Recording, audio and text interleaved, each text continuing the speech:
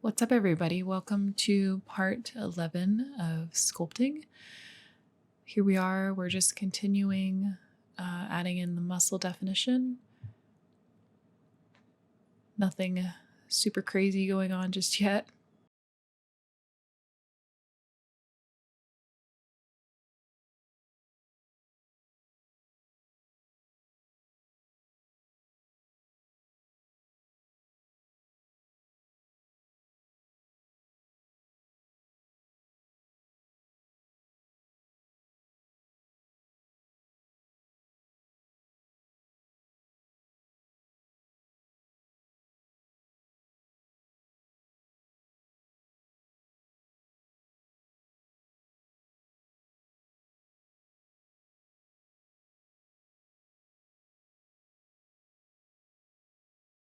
So you'll notice when I go into edit mode after sculpting, it will change the sculpt that I had made because I am adjusting those vertices that had the sculpting data on it. So I have to go back and smooth it all out.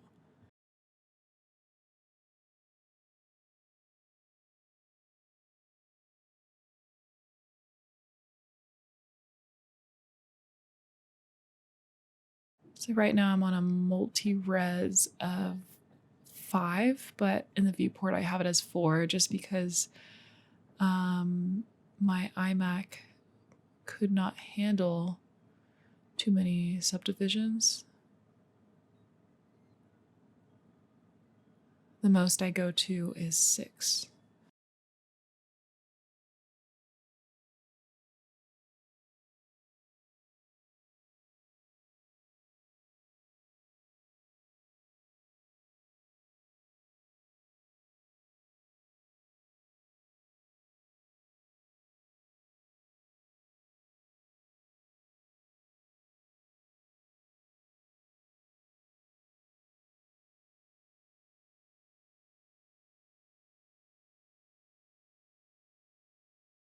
Again, it's not ideal to go in and adjust your verts after you started sculpting, but luckily I don't have any alpha detail, so it's not really a huge deal just yet.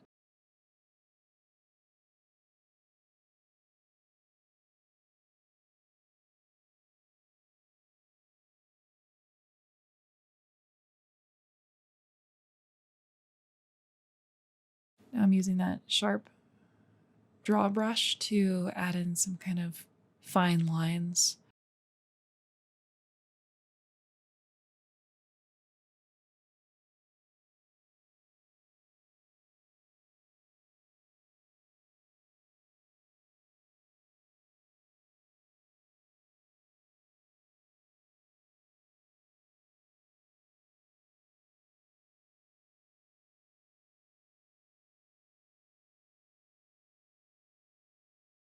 And this is kind of like a side note thing. If you have a symmetrical model, like how my model is symmetrical, you want to turn on the x-axis symmetry for sculpting up in the top corner beside Diantopo. Sorry if I said that wrong. That way you don't have to sculpt both sides individually. You can just sculpt one side and the other side will replicate. Diantopo, I think that's how it's supposed to be said. So I'm just using that clay strips brush to add in some muscle definition.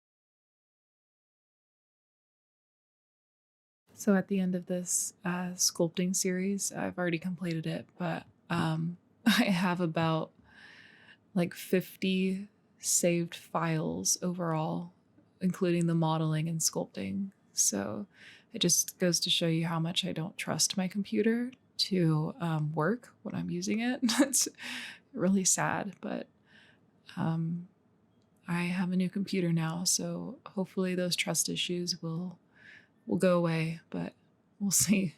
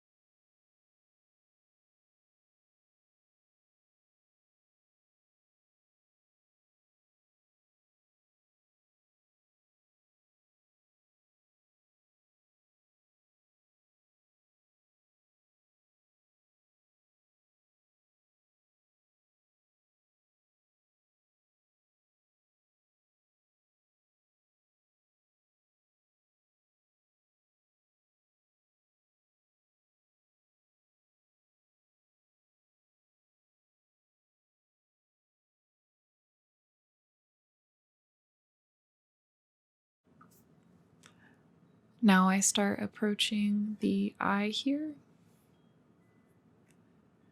and I can't remember if I end up adjusting it more. I believe I do. I'm not entirely sure if I liked the shape, but we will see. So I'm just using the clay strips brush to add in just very fine skin lines, going around with the crease brush.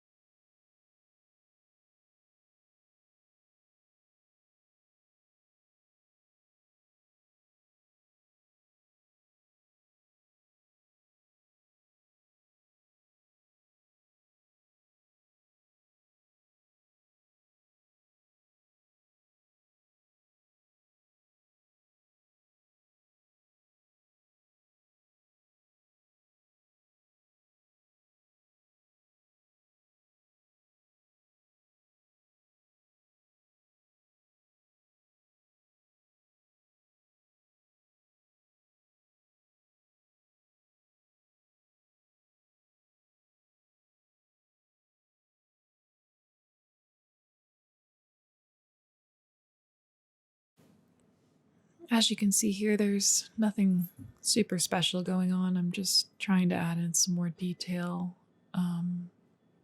or I should say definitions, to the fingers and joints, and using that sharp draw brush to add in the creases.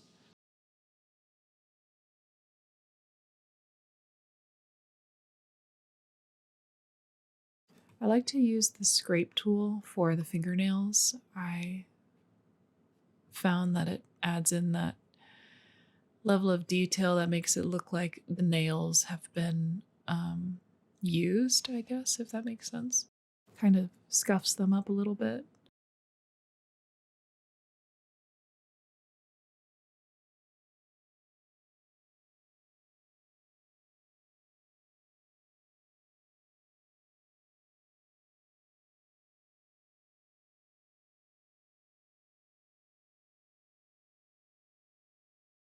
Here I'm doing the same thing with the fingernails. I'm just using the sharp tool instead.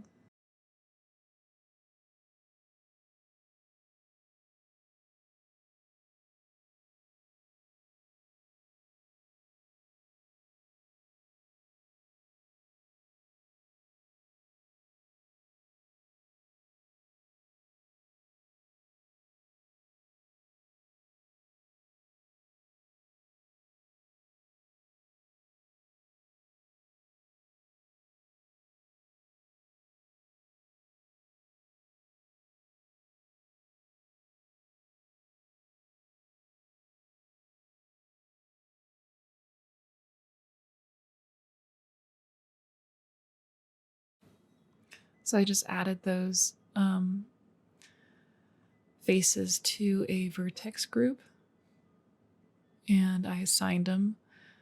That way I can hide them when I go to sculpt and they won't get in the way.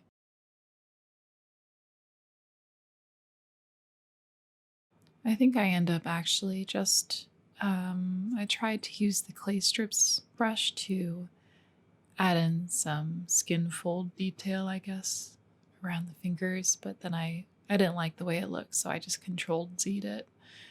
But that will pretty much wrap it up for this video. So we'll continue sculpting, and I'll see you in the next one. Take care.